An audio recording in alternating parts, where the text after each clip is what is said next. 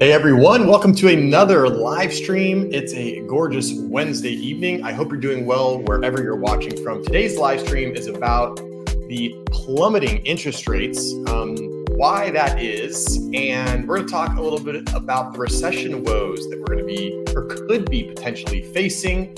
We're going to talk about if we're in a recession right now, if we're not in a recession, some of the markers thereof, and to recap some of the latest in the real estate financial markets for the last week or so. If you're new to the stream, welcome. If you're watching on the replay, thanks for watching.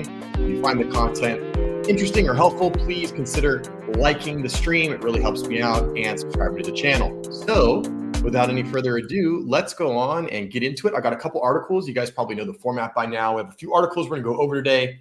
At any time, if you guys have any questions, whether you're watching live or on the replay, if you have questions about what we've covered on the stream or what we're covering, or if you have general real estate questions, I'm happy to answer them. Pop them in the comments below, and I appreciate your involvement in the stream. So let's get into it. We're going to take a look at the first article here. So this is from Axios, and we're going to talk about whether or not we're in a recession. So this article, in data that matters most so far, it's a slowdown, not a recession, which I do agree with. You know, a lot of people, the last recession we had, technically, we had a recession right at the start of COVID, when everything shut down. And I think the criteria for that recession was because GDP dropped a certain amount in a certain time frame. But that was because, you know, everything had to be closed and no one could do anything. And, you know, you couldn't spend money even if you wanted to. So that was technically a recession, but in practical real world, it really wasn't a recession. The last legitimate recession we had was 2008 to about 2010. So that recession word is certainly hitting an emotional chord with a lot of consumers, not just in America, but all over the world. Because last time we heard the word recession, it was like one of the biggest recessions we've ever had in financial history.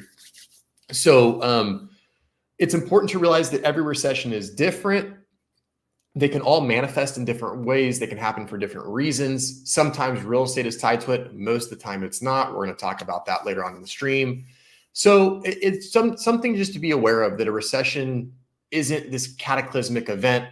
If we do have a recession, it probably won't be, you know, no recession is a good recession. However, it's not going to be nearly at the same scale as the last recession we had that we're all very, very scarred from. So let's get into this article that kind of says that, you know, we're in a slowdown, but not a recession yet. A group of 8 academics determines when the United States has entered a recession. The indicators they rely upon to make that call point to an economy that is slowing, but which is not particularly close to an outright contraction. Why it matters. Recession talk reached a high boil in recent days after a week of July jobs report and a bout of stock market volatility. But the broad range of indicators used to measure economic cycles looks decidedly less gloomy. So 2 sentences here that's kind of important. You know, one thing to realize is that when people talk about recession, right? When there are rumors and rumblings of a recession, that sort of fear and panic can spread quite easily. And that's what led to some of the, that's what led to partially to why we had such a recoil in the stock market. You know, think about it this way. If you and all of your friends had your money tied up in an investment, and all of a sudden one of your friends gets nervous, and then maybe another friend gets nervous, and then maybe another friend gets nervous, not because of anything concrete, but because of rumors or perceived signs that they're seeing, well, they're going to take that money, move it to somewhere less risky. And that's what we saw happen. And that's part of the reason why rates plummeted, but we'll get into that in just a little bit. So, you know, that was one reason. And then we also had some news mostly related to job gains and unemployment that sort of started that recession. I don't want to say rumor mill, but sort of started that recession talk, and then it caught on and it caught on. And that can lead to essentially like a self-fulfilling prophecy. So because you think we're in a recession, people change their spending habits, people change their buying habits, and then all of a sudden we are in a recession because people said we were in a recession. That kind of makes sense. They have, however, receded from the rapid growth seen over much of the last 2 years, these metrics that they're talking about. And many are released with significant lags, which means they're telling us more about what was happening in the spring and early summer than right now, which that's something that is very, very true, especially when it comes to real estate, but also the general economic situation as a whole. You have to remember that the information that you are hearing is almost all the time it's delayed. It takes weeks or usually months to come out. So by the time you get that information, the statistics and the data that you're reading, that is from 1, 2, or 3 months ago. So I'm glad that that's something that this article brought up, because it is something that you need to realize that that information that you're receiving, it can be delayed. It can have a lag effect. And just, again, something to be aware of. The Intrigue, the National Bureau of Economic Research's Business Cycle Dating Committee, is the official arbiter of when economic expansions stop and recessions begin. The group waits until sufficient data is available before making the call to avoid any backtracking. That means the official recession call won't come until after it has already begun, or in the case of the pandemic recession, until it's already over. Remember, that's what I was talking about. We had this pandemic recession that was so small, they didn't even call it a recession until it was already over. And, this makes sense. Obviously, the National Bureau of Economic Research, they have this, they've been tasked with, putting the label, recession on the economic outlook when there is a recession. Last thing they want to do is, for two reasons, last thing they want to do is say we're in a recession and we're not, because number one, well, frankly, it's not a good look for the government or for anyone to say, this is the climate, this is the climate of the economy. Oh, wait, never mind, really not. And number two, and probably more importantly, they don't want to run the risk of causing any panic in the financial world with people, deciding to, like I was talking about earlier, sort of making these decisions based on a feeling or a gut or data that's not completely up to date or true. So if they say, hey, we're in a recession, but we're actually not, just by them saying that could then trigger a recession, because people will react accordingly to that. The big picture, the committee puts the most weight on two indicators. The first is payrolls, which show the economy is still adding jobs, though at a slower clip. On average, 274,000 jobs per month were added in the second quarter of 2023. That cooled to 168,000 last quarter, a still healthy rate of job gains.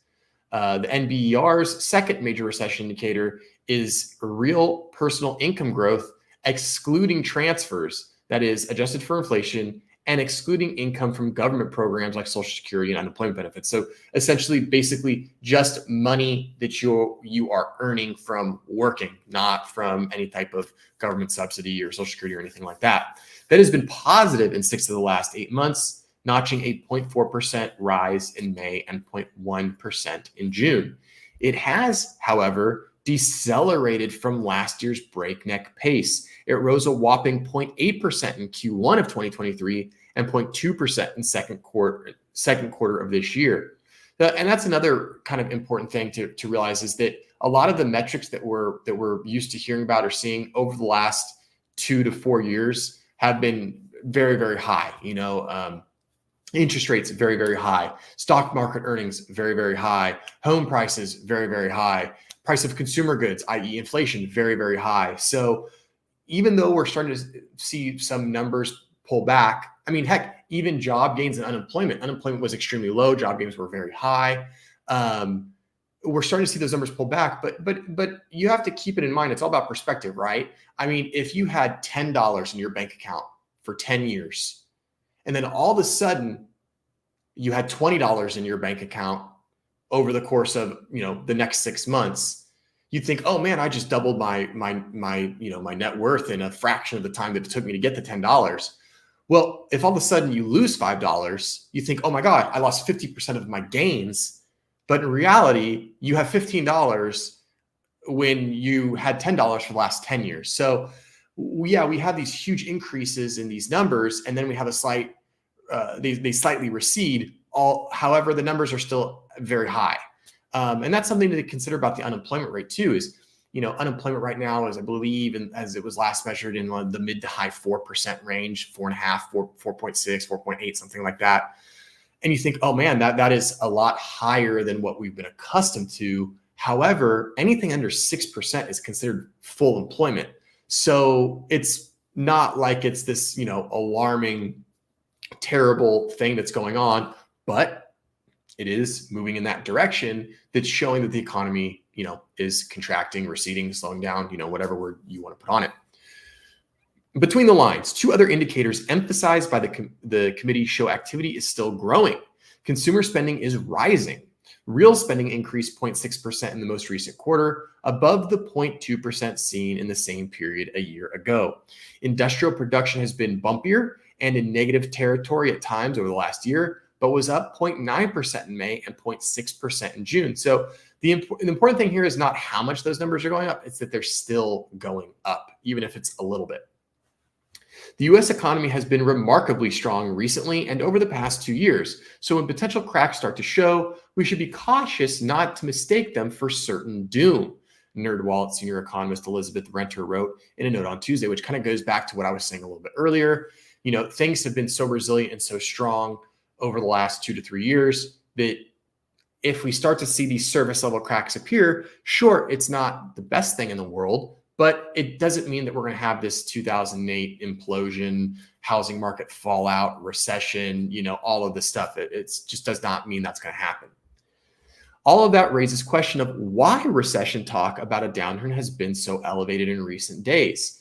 Google Trends, for example, shows that the level of interest in the word recession was 17 times higher Monday morning during the peak of market volatility than it was Friday morning just before the jobs report came out. And a lot of this has to do with, the Japanese index, the Nikkei, that really took a beating, and that translated over to the American stock market. Those two kind of hold hands a little bit. So the Japanese stock markets kind of take a look at what's happening in the U.S. because we're such an economic powerhouse, and the Japanese market reacted negatively. Our market saw that on Monday when markets opened, and therefore ours reacted negatively to that. So we had some decrease in some stocks. We also had the Magnificent Seven, which is your big tech companies, your Tesla, your Microsoft, your Apple, Google, Alphabet rather. They did not perform very, very well at all, and that kind of triggered some of these recession talks, coupled with the fact that we also had a lackluster jobs report. One reason lies in a rule of thumb that has become a topic of extreme interest among economic commentators known as the SOM rule. And we have an article devoted to the SOM rule, and we're actually going to hear from Mrs. SOM, and it's interesting stuff. Invented by former Fed economist Claudia Somm, it notes that a recession is likely to have started when the 3-month average unemployment rate is at least 0.5 percentage point higher than its 12-month low. So basically, in layman's term, this rule is saying that if unemployment raises X amount and X amount of time over the lowest point, that's an indication that unemployment has increased so much that we could be talking about the signs of a recession. Others, including Goldman Sachs economists 24 years ago, have used slightly different arithmetic to make the same basic point. Arithmetic to make the same basic point. The unemployment rate pretty much never makes big upward moves in non-recessionary situations. Modern economic data is less than 80 years old, a span encompassing 12 U.S. recessions. Just because something hasn't happened in those 12 business cycles doesn't mean it can't happen. And when you think about it, that's not a terribly huge sample size, right? If you're talking about statistics and trying to look at patterns, it doesn't matter if it's housing or the financial markets, economy, whatever you're doing. That sample size is not very big. We only have 12 recessions in recent economic data that's been recorded, and that's not a whole lot. I mean, yeah, we can gain some insight. We can sort of get some picture of what a recession might look like or what led to those recessions. But certainly it should come as no surprise that we could have new things that we haven't seen before when it comes to recessions, because we only have a data set of 12, which is relatively small.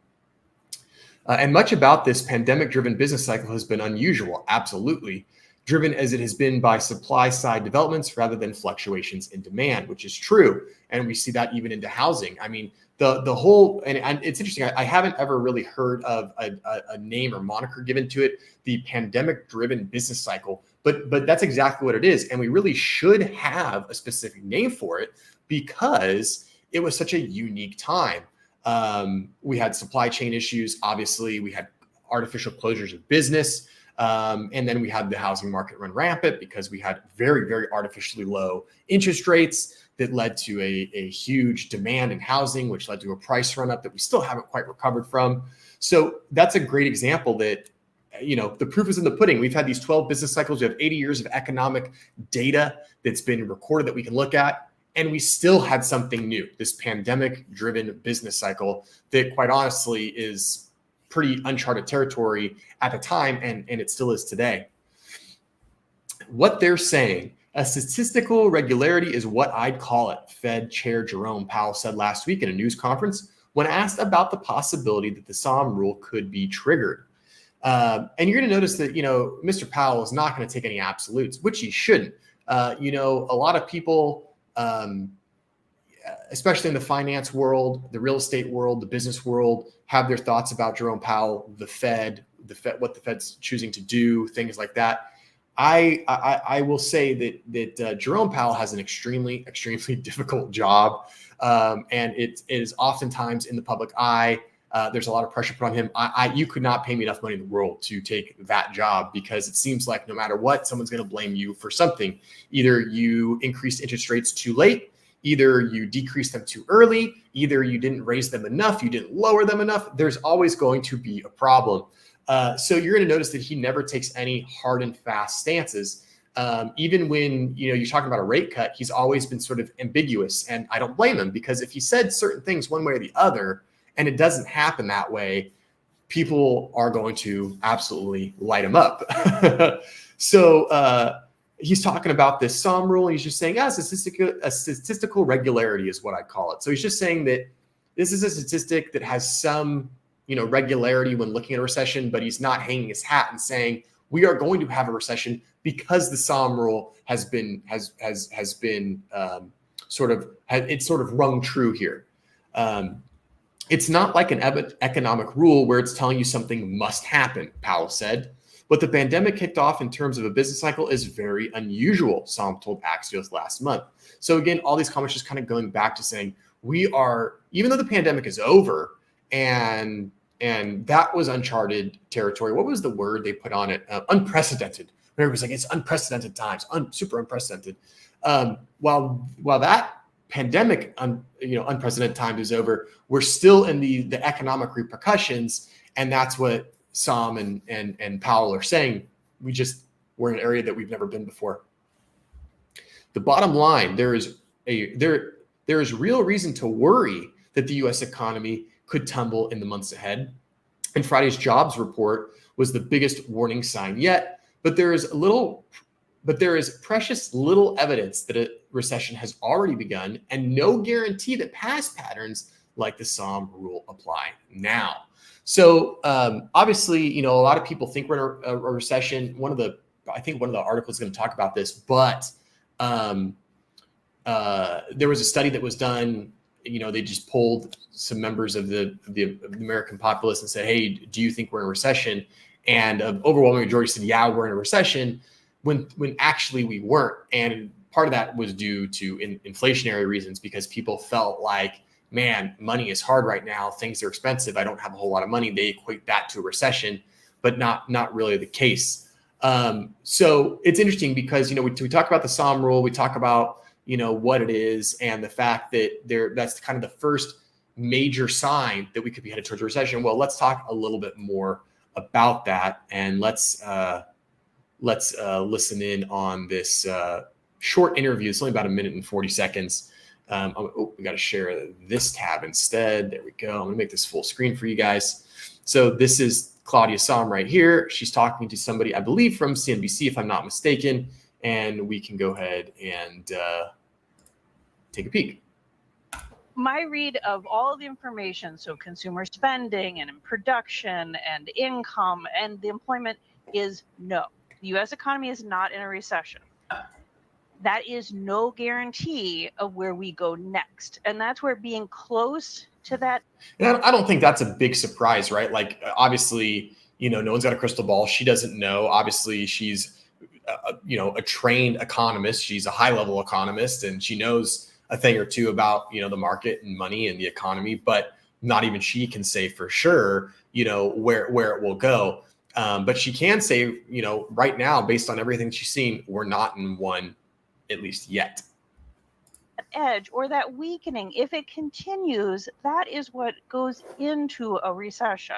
And so this time is different, but we can't treat it as totally different and look past these signs. We need to see the labor market stabilize. We need to see growth level out. The weakening is a real problem, particularly if what July showed us holds up, that pace worsens.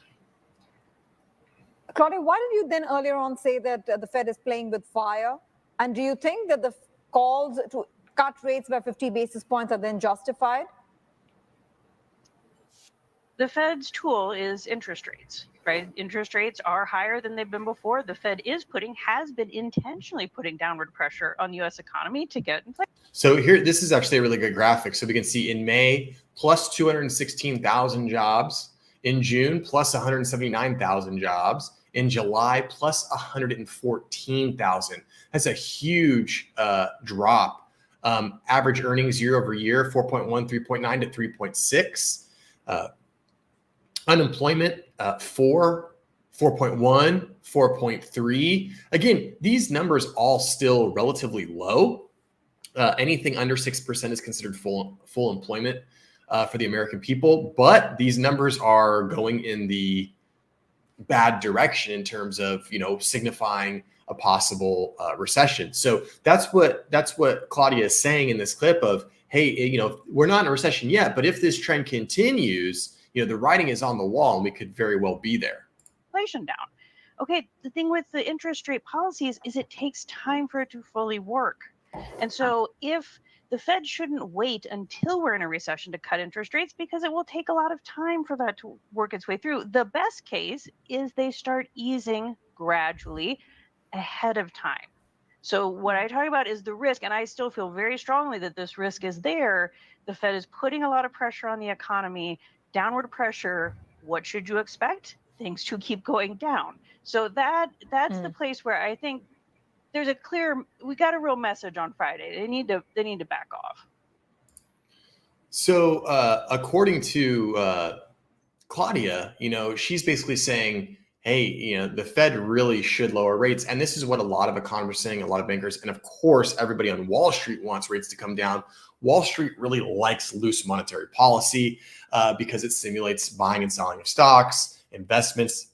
When money is cheap, people can afford to take loans and then invest that money, whether that's open a new business, or buy more stock, invest in bonds, whatever it may be.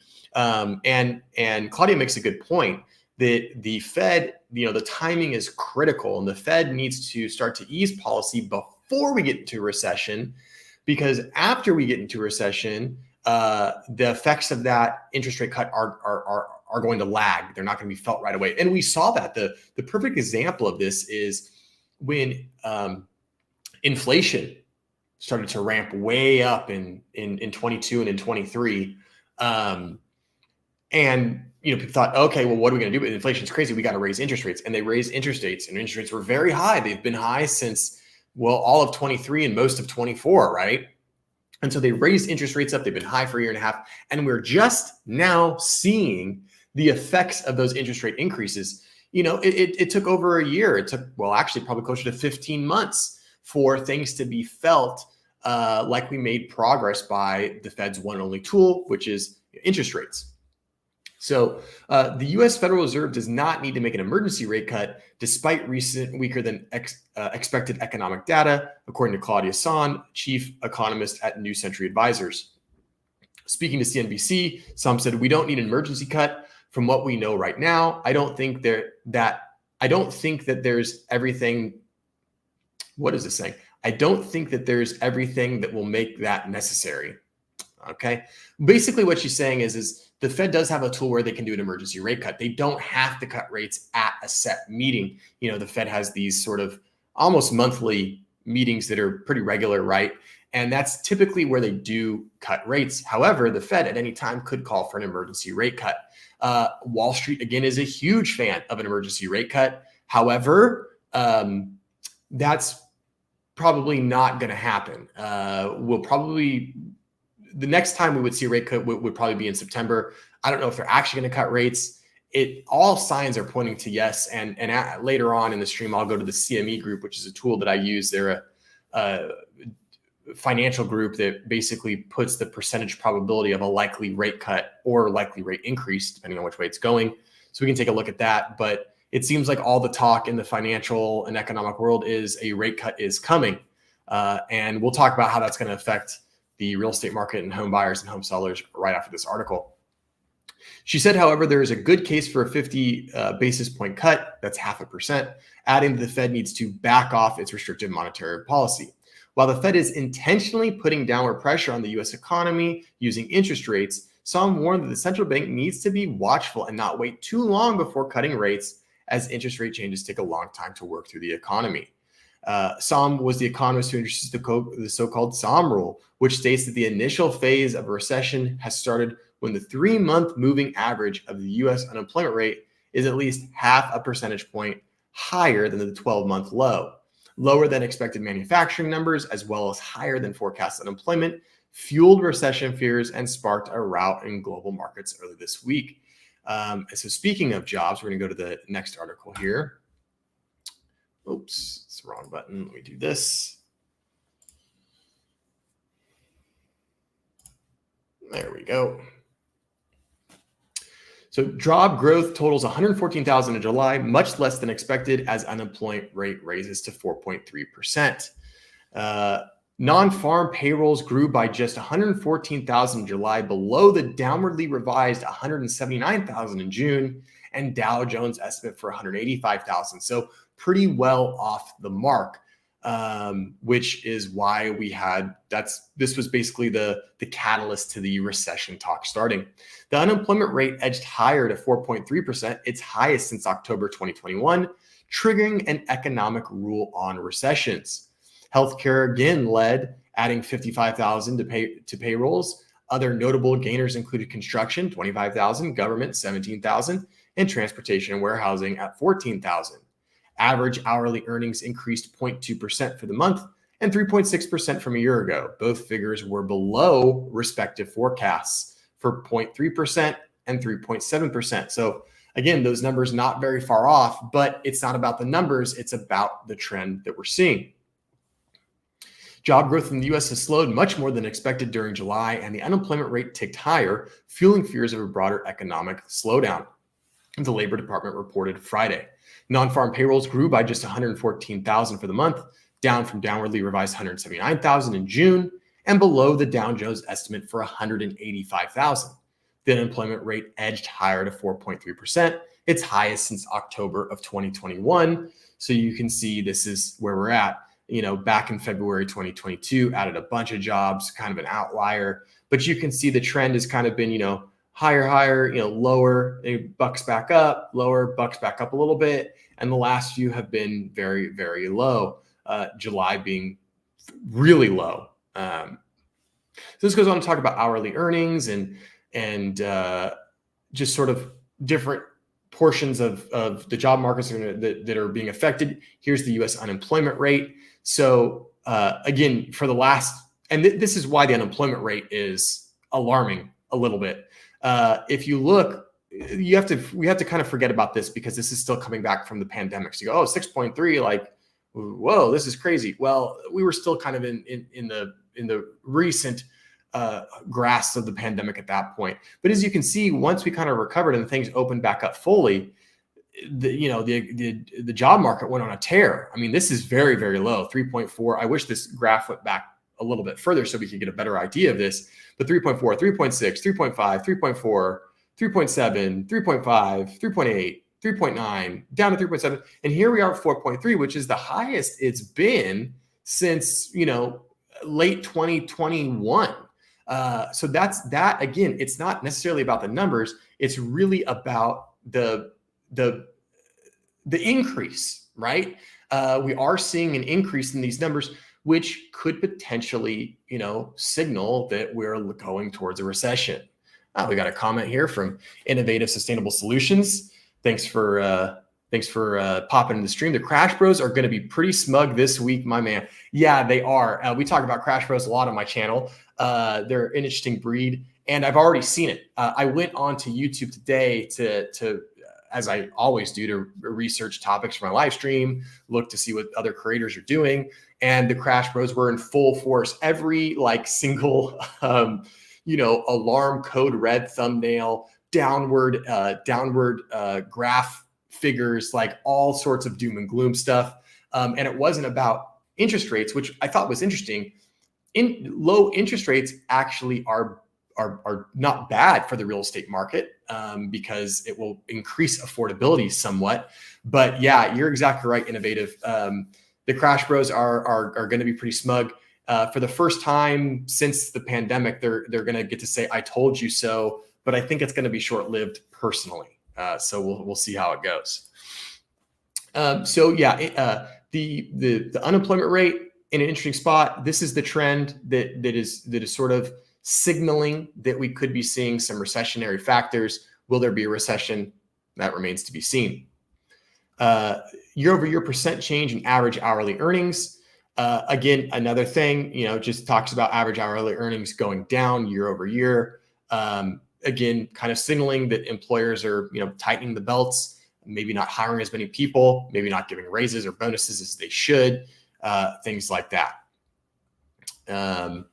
So what we're going to do is now we're going to talk a little bit about how this affects housing. And so we have an article here, what happens to house prices in a recession. And this has got some good information. You have to remember that obviously, if we have a major economic recession, then it's going to make it difficult for people to potentially afford a new house or even afford a new apartment to rent, because people are going to be more cautious with the way that they spend money. If they feel like money is not flowing freely, if maybe their job is not so secure, the last thing that they're going to want to do is commit to a big purchase or change of lifestyle, such as renting a new apartment, buying a new house, so on and so forth.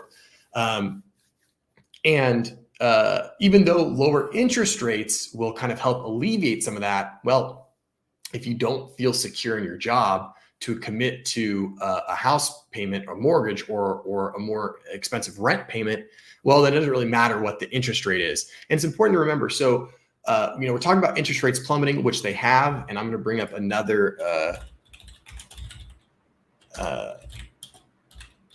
slide here because we want to take a look at mortgage rates. We're going to bring this up really quick. Make this bigger for you guys. There we go. So this is 30-year fixed mortgage rates. So as you can see, this is the plummet we're talking about. Just back on, see if we can get a date on this. No, they're not going to get, 7/25. So July 25th, 6.91%, almost 7%. And in a very short amount of time, on August 5th, it dropped down to 6.34%. It's ticked up a little bit to 6.5 as of today. That's because the stock market's recovering a little bit. But this is the plummet that we're talking about. That's a huge decrease in a very short amount of time. There it kind of rivals this. Here we're at 7.9 and we dropped down to 6.8. But still, this is going from a high of 6.91 down to 6.34. And this is the lowest that rates have been in quite some time. Probably since about, mid 2022. And it's important to remember that a couple things to remember. Number one, the Fed rate is not the mortgage interest rate. I know a lot of people get confused by that. But when Jerome Powell and the Fed say we're reducing interest rates, that's not the mortgage interest rate. That's the overnight bank rate, which is a little bit different. However, those two rates, the overnight bank rate and the mortgage rate, certainly hold hands, and they do typically move in lockstep. So it's important to realize that when we hear talk about Jerome Powell and the Fed reducing rates, even though they're not mortgage rates, they are going to affect mortgage rates.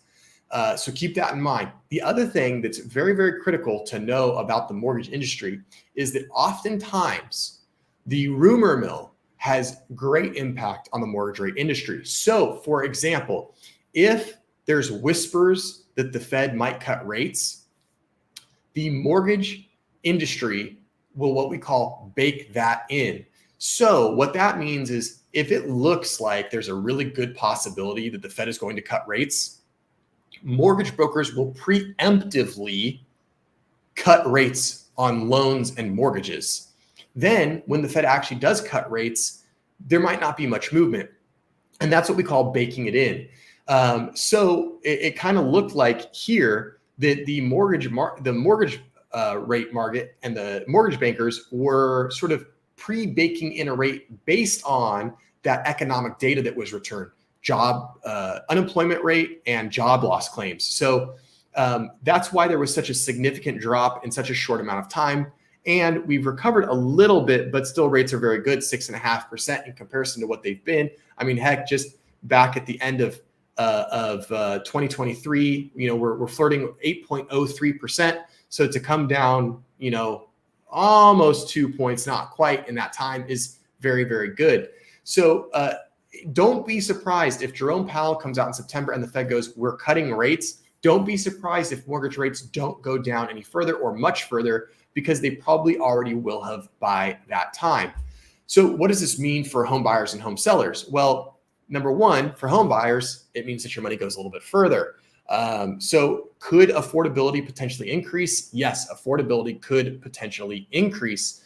But the side effect of lower mortgage rates means that homes become a little bit more affordable. When homes become more affordable, it activates buyers off the sideline and it can drive up demand somewhat. Now, when demand gets driven up, that means that prices usually will get driven up. However, pricing is one of those things that,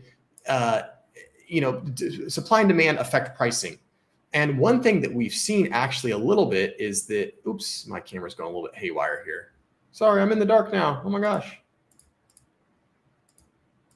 Hopefully I can bring this back. There we go. Sorry about that, everyone. It's a little technical glitch. There we go. So as I was saying, if interest rates go down, we might get a pop in demand because buyers go, hey, interest rates are down. I can get a little bit more. I can afford a little bit more, or now I can finally afford the house that I need to afford. It can raise demand. However, where we think that might be different this time is we have a lot of sellers on the sidelines, just like we had buyers on the sidelines. So as interest rates go down, that might entice some sellers to say, hey, you know what? Interest rates are lower. Buyers are going to be re-engaged. Now could be a good time to sell my house because I'll have more buyers interested. And when I sell this house and I go to buy my next house, my move-up house or my downsize house, I now can get a lower rate. So now I can afford the house that I need. And if that happens, then we might see supply and demand increase at the same rate. If that happens and interest rates go down, then prices will stay the same. Interest rates will go down, which will effectively make homes more affordable. So that's the hope. The hope is that we get both those things happening simultaneously. And I know that there's going to be a bunch of people in the chat or maybe on replay that say, well, Joe, the rule of interest rate and prices is when interest rates go up, prices come down. And when prices go down, interest rates go up, vice versa.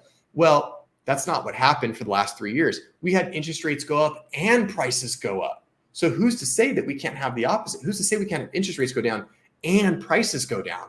It's might not be a likely scenario, but is it possible? It absolutely is possible. And that's the thing that we need to see in the real estate industry. That's the thing that the American consumer needs to see for a couple of reasons. Number one, if prices come down and interest rates come down, then what that's going to do is that's going to create more transactions, which is a huge part of the United States economy and overall GDP. Real estate is one of the biggest sectors of GDP. So that is something that could help stave off a recession, or perhaps it could kind of soften or ease the blow of a recession because real estate might hold up the greater part of the economy. Lowering interest rates could be a big boon for buyers and also for sellers. So if you're a buyer out there that's been waiting on the sideline, now could be a really good time to maybe not purchase a home, but maybe get back in gear. Maybe start talking to a lender, re-up your pre-approval, maybe re-engage your real estate agent if you had one, and maybe just start keeping an eye on things, because prices are softening a little bit, interest rates are softening a little bit, and if your job looks secure and stable, now could be a really good time to purchase a home, or at least begin to think about purchasing a home. Personally, I would wait to see what happens in September. I do think we're probably going to get a rate cut in September. So I think if you're on the fence right now, it could be good to wait. You can always refinance. So if the right house comes up and it fits your budget and it's what you need, don't hesitate in buying it. But if you're still kind of passively looking or passively in the market, then certainly you might want to wait to see what September has in store. So this is what's happening with interest rates. You can see we have a lot of down green arrows when we're talking about the daily survey, of the fixed rate. Lots of good stuff if you're looking into buying. Mortgage News Daily is a great site if you're looking to stay up to date on mortgages and mortgage news. So let's go back to what happens in a housing recession. The age-old question of what happens to house prices in a recession has plagued both homeowners and hopeful buyers for generations. It's a complex relationship influenced by a whirlwind of economic factors that can either propel the housing market towards a boom or send it tumbling into a correction. Understanding these factors, historical trends, and expert predictions is crucial for anyone looking to navigate the turbulent waters of real estate during an economic downturn. So what happens to prices in a recession? Recessions, characterized by periods of economic decline, often cast a long shadow over the housing market. This is because recessions impact the fundamental pillars that support a healthy real estate landscape: employment, lending, and consumer confidence. Again, remember that employment's a big one. If you feel like your job is not secure, the last thing you're going to do is probably go out and buy a house. Let me make this a little bit bigger for you guys. There we go. Recessions and their impact on housing, a historically tumultuous relationship. Employment and housing demand. Job losses, a hallmark of recessions, which is what got all this recession talk started earlier in the week, or actually mid last week, directly impact the purchasing power of potential buyers. As unemployment rises, fewer people are in a position to qualify for mortgages, leading to a decrease in demand for housing. This softening demand puts downward pressure on house prices in a recession. So again, if your job is stable, interest rates are lower, if we do have a recession, could soften up real estate prices. But this is an interesting thing that I want to touch on just a little bit. A lot of people are rooting for a recession or a housing crash. I understand why. I get it. A lot of millennials, probably every millennial, and a lot of Gen Zers are saying, man, I hope there's a crash. I hope there's a crash. I've been saving money. If real estate crashes, I can buy something. Well, maybe, but maybe not, because if there is a significant real estate crash, that's probably going to come on the back of a recession. And if there's a recession, that usually means that people lose their jobs and have financial insecurity or uncertainty. So if you're rooting for a housing crash, really you're rooting for a recession as well. But in that recession, you may no longer be able to qualify for a loan to buy the now cheap real estate. So just keep that in mind when you hear people talking about rooting for a housing crash. It might actually work against them, because they might not be able to even qualify for a loan if the economy goes belly up. During the Great Recession from 2007 to 2009, the U.S. unemployment rate surged to 10%, which is huge. That's big time, contributing to a significant decline in housing demand. The S&P Case-Shiller U.S. National Home Price Index, a leading indicator of U.S. house prices, plummeted by over 30% from its peak in 2006 to its trough in 2011. Lending practices and housing affordability. Lenders often tighten their lending standards during a recession, and it puts further dampens and puts downward pressure on recession house house prices. So again, during a recession, lenders are going to be more picky about who they're lending to because things are more shaky. The last thing lenders want to do is lend to someone that they feel could lose their job. So again, recession can not only affect the purchasing power of a consumer, but it can also affect their ability to qualify and get a loan. And yes, while home prices may go down during a recession, that doesn't mean that all of a sudden everybody's going to be able to afford them, because they may not qualify for them and they may not qualify for the now more strict lending standards. Example of this, the economic uncertainty surrounding the COVID-19 pandemic in 2020 initially led to a dip in consumer confidence and a slowdown in the housing market. If you recall, right when the pandemic hit, like the housing market just tanked, like no new listings, no new sales, no new contracts, no new home builds, because nobody freaking knew anything that was happening or was going on. However, unforeseen factors such as a record low mortgage rate and a surge in demand for larger living spaces quickly reversed this trend, demonstrating the complex and sometimes unpredictable nature of recession housing market trends. So just kind of an interesting thing. Now, again, the COVID-19 pandemic, that recession, that housing market, very unicorn, very much an outlier, and hard to say that that's a normal thing. However, it is good evidence to have, and it is something to consider. While recessions generally paint a bleak picture for recession real estate, it's crucial to remember that not all recessions are created equal. The severity of the economic downturn, government interventions, and prevailing market conditions all play a role in shaping how a recession affects house prices. Let's delve into some of the historical data to illustrate this point. The Great Recession, 07-09, as mentioned earlier, led to a dramatic decline in recession home values. In the early 1990s, the recession, milder than the Great Recession, saw a more modest decline in recession home values. The Case-Shiller Index showed a decline of around 2.5% during this period, demonstrating that even during economic downturns, housing markets can exhibit resilience. And actually, the trend of homes during recessions is that they're actually a pretty good safeguard during a recession, assuming you can afford to keep the home. They're actually pretty good investments, especially considering that typically during recessions, interest rates go down, and it opens up the door to refinance and make that home an even better investment by lowering your monthly payment and the overall interest that you're going to pay. Factors to consider: inflation, interest rates. High inflation often compels central banks to raise interest rates, which we saw in 2023 and the first part of 2024, leading to increased borrowing costs for mortgages. This can dampen housing demand and impact recession mortgage rates, potentially leading to a slowdown in price growth or even a decline in recession home values. Inventory levels, which is something that we've talked about quite a bit. A balanced housing market requires a healthy balance between supply and demand. Low inventory levels, even during a recession, can prop up housing prices during a recession due to limited choices for buyers. Conversely, high inventory levels combined with a weak demand can lead to price reductions. And then, of course, we have government policies, tax incentives for home buyers, the Fed doing their thing with interest rates, that can also affect it. It's a great question. Is it a good time to buy or sell a house in a recession? And while we're going through this, guys, I want to hear from you. Do you think we're currently in a recession right now, even though maybe the technical indicators say that we're not? Do you think we're headed for a recession? How bad of a recession do you think we are headed for, if you think we're headed for one? Do you think we have another 2008 on the horizon?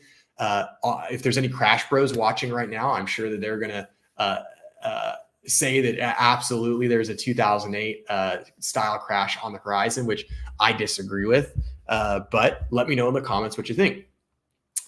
The age-old question of whether to buy or sell a house during a recession is fraught with uncertainty. There is no one-size-fits-all answer, as the optimal decision depends on individual circumstances, financial situations, and risk tolerance. So potential advantages of buying a house in a recession: lower purchase prices. Recessions often lead to price corrections in the housing market, potentially presenting opportunities to buy a home at a discounted price. Negotiating power. With fewer buyers competing for properties, buyers may have more leverage to negotiate favorable terms with sellers.